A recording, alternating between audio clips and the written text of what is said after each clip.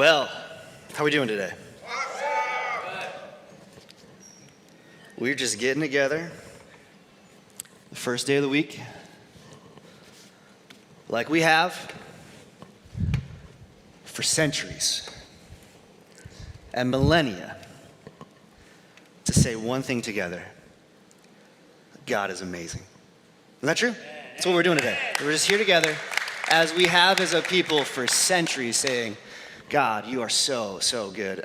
Well, today we're kicking off a brand new set of teachings from the Bible around the idea of joy. Joy. I don't know what it is that brings you joy, but from the get-go, we want to, anytime a pastor talks about joy these days, we want to make the differentiation that joy is not happiness. You know that, right? Joy is not happiness. Joy is something deeper, more enduring. You can be happy that your team won a game. Preaching already. All this talk about kingdoms and stuff, some of us in Kansas City were confused. You can be happy your team wins a game. That's happiness. You have enduring joy when they win a championship. If you don't believe me, I'm coming from the land of Chicago, where we're still reveling in the joy of 1985, when the Bears won the Super Bowl against, you know them, the New England Patriots. So come on. Joy. Joy has a deeper grounding than happiness. We kind of get this. It's something sustaining. Joy is possible even in hard situations. But here's the big question. How do you get joy? What is it that brings you joy? I want you to think about that for a moment. When was the last time you felt joy? Like real joy? Maybe it was when you stood a couple of days ago out in Lawrence and you looked across a sea of sunflowers and just for some reason that brought you joy. Maybe you got a promotion or a raise at work. That feeling of being validated and being recognized, it brought you joy. Maybe for anyone who's welcomed a child into their family, whether it's through labor or the labor of adoption, that's a day that is often marked with joy. Sometimes we feel like we've lost our joy. I know people who are in despair often tell me that there's no such thing as joy, and we get that. Jesus said that joy was the central animating emotion of the kingdom. Jesus taught that joy was essential to the life that he gives, the life that he invites us into. And because of that, we here at Heartland have a value. We say that we're serious about joy. I love that paradox. We're serious. We are serious about our joy. You ever met someone who's so serious about something that it just kind of, they took themselves too seriously, right? We as a church, we've got a value here. We don't want to ever take ourselves so seriously, but we want to take the life of Jesus seriously, including his joy. We want to have fun. We want to be people who enjoy the fact that God loves joy. Joy is the central, pivotal emotion of the kingdom. And so this series, Heartland, the next 8 weeks, we're going to be looking at just the calls for us to return to the simple actions in this life that bring us and God joy. And here's how central joy is to what Jesus says is his life or his kingdom. He tells us a short story found in Matthew chapter 13. If you got a Bible, if you got an app, if you want to open it up, it's one verse today. I just want to kick us off with one verse. An entire story from Jesus is summed up in one entire verse. In fact, I'm going to put it on the screen. You don't really even need your Bible. That's the secret of church. We put it on the screen for you. But the whole thing fits on one slide. And so here's what it is. Matthew 13, verse 44. These are words that Jesus once said. They read like this. The kingdom of heaven is like treasure hidden in a field. When a man found it, he hid it again. And then, say these three words with me. In his joy. Went and sold all that he had and bought the field. You kind of see it there. I called it out in bold for you. That in his joy, that's the entire emotion that is present in the story, just joy. Looking closely, we see that joy is the pivot point, the hinge on which this entire story moves. I want to just break this down for us briefly today because I think it's really instructive for us. Joy first arrives and then it activates this man. That's just a very simple way to cut this story up. How does joy arrive? Well, the discovery of a treasure brings joy. That's what happens here. Jesus is saying, if you want to know what life in my kingdom is like, what real life is like, what real joy is like, it's like stumbling across a treasure. It's the discovery of something special which has been revealed and found. It elicits joy. I kind of love that Jesus uses the image of a treasure hunt to describe what it's like to find the life that he promises. Because treasure hunts fascinate us, don't they? Treasure hunts, the idea that just something out there is so valuable that I can find, it's exciting. That's why actually around Heartland, I today have hidden an entire, just kidding, I haven't done anything like that. But you kind of got excited when I started saying that, didn't you? That's because something about finding something valuable just starts to well up joy inside of our hearts. Recently, I heard the story of a man who left a real treasure. It was worth maybe $1 or $2 million. People didn't even know because he didn't tell them what was in it. He just told them it was valuable. There's a guy named Forrest Fenn. He was a rare art collector. He recently died. But he was diagnosed with terminal cancer back in his 60s. And it really rocked him. He started to wonder, how could I make an impact in this world with all the stuff that I have? He beat the cancer and decided to take the remainder of his days and invest it into getting people active again in the great outdoors. And so what he did is he took some of his rare art collectibles, valued around $2 million, put it in a box, and he said he started to leak out clues as to where he had put this in sort of Southwest America, or sort of Western America. And so Forrest Fenn started in the year 2010 this national treasure race to find Fenn's treasure. It launched online communities of people who tried to read his poetry to figure out where the box of whatever, gold coins, rare artifacts, was hidden. The authorities got involved because they were worried that people were risking their lives for a treasure. They tried to stop him. And Forrest Fenn said, "I'm 70 years old. Where do you think I could hide treasure that would be dangerous?" And sure enough, in 2020, someone emailed him a picture of his treasure proving that they had found it. We're captivated by finding treasure. It will monopolize our time. What's different about Jesus' story than maybe our classic definition of a treasure hunt is that this man stumbles across the treasure. He wasn't on a hunt. It was almost as if the treasure came to him. And why would someone stumble across treasure back in Jesus' day? Well, very simply, there was no Bank of America. There was no blockchain technology back in the day for you to protect your assets, for you to keep your wealth. You would bury a portion of your wealth on a part of your property so that in the event that you needed it or wanted to retire, you would have it there for safekeeping.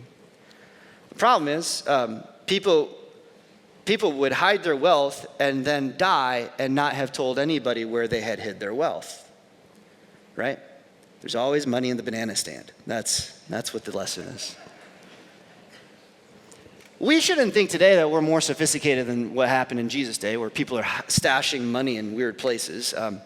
Still today, people hide money in the walls of their homes or under mattresses. I had a friend who, in 2021, he bought a house and was fixing an air vent only to discover $25,000 was stashed inside the vent. All of a sudden, my friend found joy. You know what I mean? He came into church that next Sunday and he was like, he was the type of guy that called me Pastor Dan. He was like, "Pastor Dan, you'll never believe it. I found a lot of money." He couldn't help but tell people, right? The joy suddenly came. He had found a treasure and he had found joy. I think that's the point that Jesus wants to make for us, is that joy sneaks up on us. True joy is a surprise. You find it when you weren't necessarily looking for it. And Jesus is saying this, he's saying, life my way is like treasure in a field that you might not have been looking for, but you stumble upon it, and it will reverse your fortune such that you find true joy. The discovery brings joy, but more than just the discovery, there's something else that brings joy. I'll say it this way, the appraisal brings joy. This man finds a treasure hidden in a field, and what he doesn't have to do is call an expert to value the treasure. He immediately recognizes that what he has found is worth more than the entirety of his life combined. And so what does he do? He buries it back up. He hides it. He realizes that this is the thing that I should invest my entire life in because it's worth everything to me. It was immediately recognizable as worthy. And that appraisal has brought him value. That appraisal brought him joy. Joy, it has this ability to bottom line for us. It's really important in our lives and to value it appropriately. I know this is true for me because I've got kids. The other day I read in an article that said nowadays it costs on average, have you heard this? It costs on average $300,000 to raise a child to 18 years old. $300,000. I have 3, so awesome. It's great. Doing fine. Not gonna cry. I've never once with my kids done the cost-benefit analysis of raising them to 18. Right? Because the appraisal, the value of the thing that brings you joy, my kids are worth way more than $300,000. I may not feel like I have it. I may not know where it's going to come from. I have no clue how we're going to do that. But it's not stopping me from every single day giving them what they deserve and thinking about how it is that we're going to make this happen. That's not even a question. We're going to make this happen because it's worth it. They bring joy. When joy arrives, so that's how it gets here, right? He discovers it and he appraises it, and all of a sudden inside of him wells up joy. If you look back at the verse, it says, the man hid the treasure, and then in his joy, he did something. He did something. It activated him to do something big and bold and dramatic. I want you to think about it this way. The joy activated him to make some changes. This man hides the treasure back up. He's going to come back for it later. But for now, he's got to figure out, how am I going to acquire this? How am I going to legally take possession of this treasure? So in his joy, he does what will bring him joy. He goes, and here's the changes he makes. He sells everything he owns, and he buys the treasure. I read this story, as a Bible person, as a person who's followed Jesus for a while. I've read this story many times, and I just read right past this. He sold everything he owns to buy the treasure. And I thought about this week because, Jesus' this story that he's giving kind of implies that here's a blue-collar worker who's stumbling across in a field, maybe on his way to work, maybe back from a trip, and he stumbles across some wealthy oligarch's treasure, their nest egg. He stumbles across someone's 401k that is no longer active. It's just sitting there. He realizes everything I have in my life, I need to put into play so that I can get this treasure. Thinking about it from that, my dad he owned a car shop for decades. He just retired. I'm really happy for him. But for like 40 years, my dad ran a car shop. And I kind of read this through the lens of my dad. I imagine my dad one day coming home all excited, which is weird because he's Norwegian. We don't really raise above a 4 in our emotional states. But I imagine my dad coming home all excited. He rushes outside and he starts pounding a for sale sign in the front yard. And then he starts selling all of his car tools, which would be weird because that's how he makes money. Not sure if he's going to change careers or not, but he's selling it. And then he starts selling his business. We all assume it's a midlife crisis. We all assume, dad's had it. He's going crazy. We got to see how this rides out. But then he puts my bike and my instruments up on eBay. He cashes in his 401k. He liquidates everything. Now, if my dad ever tried to do this, my grandparents would have swooped in like that, taken him away and put him somewhere. If my dad had the courage to tell them what he had found and why he was liquidating everything, they certainly would have added it to the symptoms that he had amounted to hysteria and delusions. But I know he would have done it, and I know you would do the same thing if you found a treasure that was valuable enough to move you to make these types of changes. Because this is what's always true about joy. Joy does this. Joy always trades up. Joy always causes you to give up something that's good to get something that's even better. Joy, I've never seen joy cause someone to give up or trade down, but joy always trades up. Takes something that is valuable and gives it for something that's more valuable. He took a good thing, traded it for a better thing. This man went all in. He severed ties. This is what it cost him. He severed ties with his ancestral land. He probably sold his own field that was in his family for generations. He took all of his money, his tools, his his willingness to be misconstrued and mocked by the people around him. He took his reputation. He put all of it on the line because he had found something that was better than what he had. In his joy, he sold it all and traded up. This past week, I was asking our staff, what's one good thing that you've given up for a better thing? I let people think about it for a while, and the answers were just really touching. There's a lot of really cool things that people have traded up on.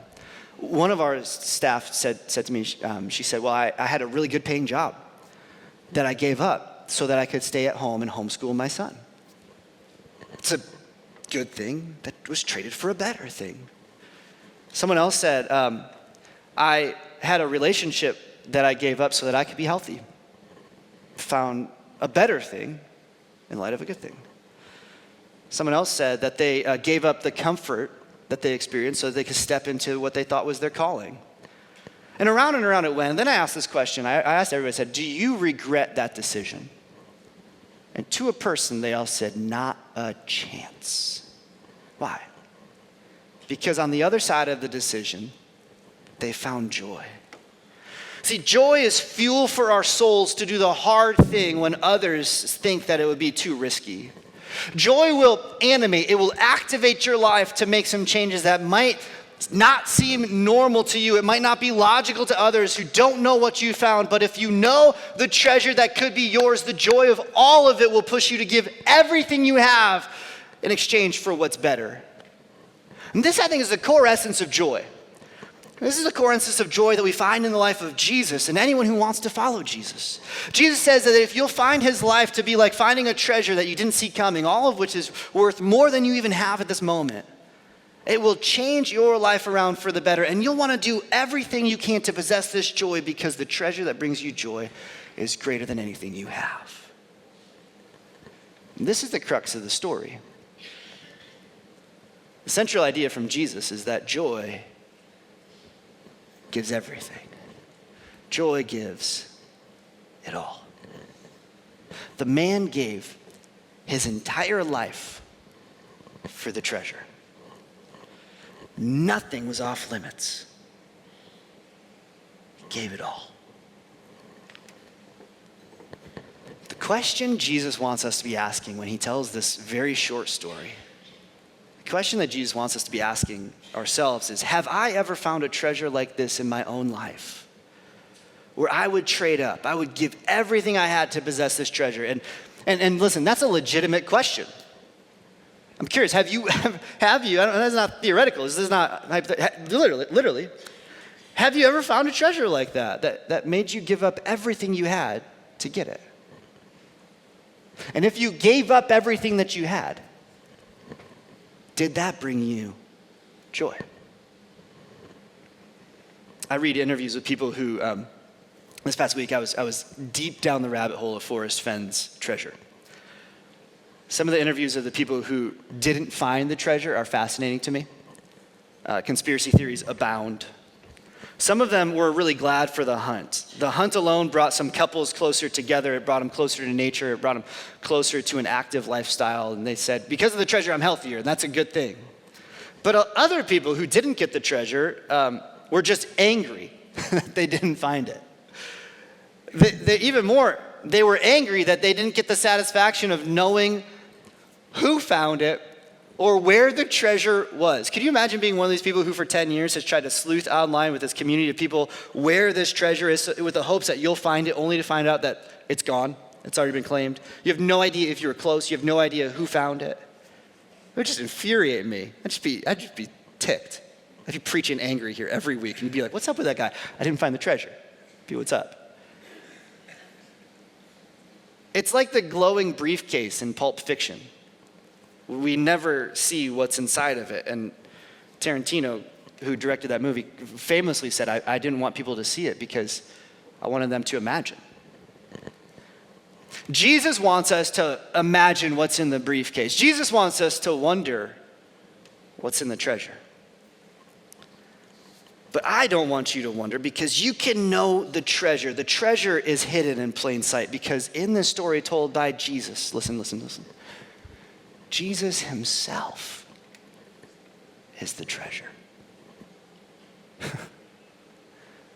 What I love about Jesus, it's taken me already like 20 minutes to explain to you this 2-sentence story. Jesus is the treasure. I know this because life in the kingdom of heaven is only accessible through Jesus. He is the prize of life. His followers found him to be full of grace and truth. They knew that he was the greatest teacher, a great miracle worker, but more than that, they came to believe. Even Jesus' own half-brother came to believe that truly he was the Son of God. They stumbled upon the treasure that God had shown up, and life with Jesus was worth giving up everything that they had to follow him. When you stumble across Jesus in this life, there's a question, a value question that you're confronted with. Is this treasure worth your entire life? I got to ask you this question. Have you found Jesus to be worth everything that your life depends on? For me, the answer to this question has been easy. Yes. Unequivocally, yes. I'll give God my entire earthly life for the sake of the heavenly eternal blessings of being with Jesus in glory. That's an easy trade up for me to make. For me to say, God, I'll give you my ambitions, my ancestral legacy, my means of provision, my nest egg, my family's future. I will bank all of it upon the fact that the treasure I found in Jesus is the greatest treasure that I've ever known in this entire world. I'm all in with Jesus, my only hope, my only salvation, my only joy, because he's a treasure. And I wonder if he's your treasure too. See, the discovery of Jesus brings us joy, real joy. We can't get anywhere else in this life, and I've only found it in Jesus. He's the only one who's the real treasure. But hidden inside this story is a second treasure. There's actually 2 treasures in the story. Put it up again. See if you can find it. The kingdom of heaven, this is what Jesus says. The kingdom of heaven is like treasure hidden in a field. When a man found it, he hid it again. And then in his joy went and sold all that he had and bought the field. The first treasure that we see here is actually pretty obvious. It's life in the kingdom, right? The kingdom of heaven is like treasure in a field. The kingdom, this is what we enter into when we trust in Jesus. Like living the Jesus life is like finding treasure. We very naturally equate the kingdom with things that are like treasure. Gold and silver. The streets in glory are said to be paved with gold, right? Where is the second treasure? The second treasure, I think it comes into focus when we realize that Jesus wasn't just telling us the story about joy of his kingdom. He was describing to us his own joy of self-giving. Because not only is Jesus the treasure, you got to see this. Jesus is also the man who sold everything and bought the field. And this is where the story really surprises me. If I were to back up just about 5-6 verses earlier in Matthew chapter 13, Jesus says that the field represents the world. He told another story about seeds and fields. He explained that the field represents the world. And here Jesus now tells his followers that in his joy, a man went and gave up everything that he had to purchase the field for himself. In this story, we imagine the sacrifice of economic goods, right? Of money and gold and land, the stuff to get a better life. But Jesus, on his way to buy back the world from its decay and its chaos, he made the ultimate trade up, the ultimate sacrifice is really the world. He gave up himself as collateral. Why would he do that? Why would Jesus see the field and the treasure in the world to be worth everything that he had, even to the point where he'd give up his very breath to get it? It's because in this story, Jesus knows what he is teaching, that sacrifice, self-giving love is the only real way to find joy. Say it this way. Joy requires self-giving, and self-giving brings more joy. Do you remember how the early church talked about Jesus and the sacrifice that he made in Hebrews chapter 12? It says this, it says, for the joy set before Jesus, he endured the cross. He scorned its shame, and he sat down at the right hand of the throne of God. Jesus came to purchase the world. Why? Because as he said, there was treasure in the field. He looked upon the field of this world and he said, I know what is hidden down deep inside of there. It is worth my very life to get that treasure. Don't you see it? Jesus came and sacrificed his life out of joy because he saw treasure in the field, not the cattle on the 1,000 hills, not oil in the ground. The treasure, friends, is us. It's you.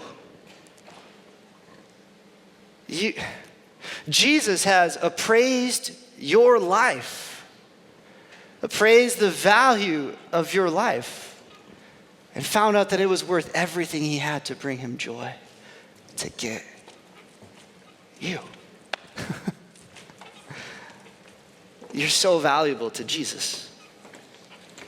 Jesus didn't stumble upon you, he created you. But in his joy, in bringing you into the kingdom, it's so great that it carried him through the hardest moment of history, which was his death on the cross. I wonder if today you feel the value that you have. Jesus never looked upon you and said, you're not worth my life. No, no, no. He let his joy activate him, that he would give his own life for you. He was raised from the dead for you. He has shown the world his goodness and glory and joy everlasting, and he offers his life to anyone who would simply come and believe that he loves you. So listen, Heartland, take the treasure. Find true joy. The treasure is yours in Jesus. Joy everlasting is yours in Jesus. Whatever it costs you, it costs him more. Maybe you're thinking, my family would be so confused, but listen, it's worth it. Maybe you're thinking, my Friday nights might need to change, and I'm telling you, it's worth it. Some of you might be thinking, I don't like the idea of having to come to church on a Sunday when there's a Chiefs game, Dan. And I'm telling you, worth it. Giving up for Jesus' sake is never a letdown. Jesus is greater. He's worth all of your life and attention. His forgiveness for your sins is beyond all measure. His hope for tomorrow is greater than the fear of today. In the cost-benefit analysis of coming to Jesus, joy appraises him as worth everything that I have. So, brothers, sisters, take the treasure because he's given everything for you. I don't know about you. Isn't that good news? Does that bring you joy? It brings me joy. That I'm treasured by God and I can treasure him. Well, we take all of Jesus seriously, including his joy. And one of the object lessons that Jesus gave his followers to remind us of his self-giving love and how much we matter to him is the breaking of bread and the drinking of the cup. Together, the church has called this act communion, or the Lord's Supper, or the Eucharist, whatever church tradition you were raised in, or if you don't even know church, we just call it communion. This is what Jesus taught his disciples to do, to remember him as they repeated the words throughout centuries to come, that this is my body broken for you. This represents a new way of life in my blood. And whenever we take the bread or the cup, sometimes in churches there's a woe is me type of attitude of like, man, I suck. Can't believe God would have to give up his life for me. That's how much I suck. And I hope today you can come to the table with a sense of joy, with a sense of knowing how much God loves you, that he would have his body broken for you, that he would be willing to give up his blood for you so that you would never have to have your body broken or your blood spilled on account of your sins. He did this for the joy set before him. Self-giving love of Jesus brings us joy. So if you know that you're treasured by God and he is your treasure, use this moment right now to respond to him, to tell him thank you. We want you to come to one of the stations. We got 2 in the back, 3 up here in the front. Remember that Jesus gave up his life for us to have heaven on earth. and life everlasting. And when you've done that, I want your heart to respond in singing to our God with great joy. And then I'll be up here in just a moment to conclude us.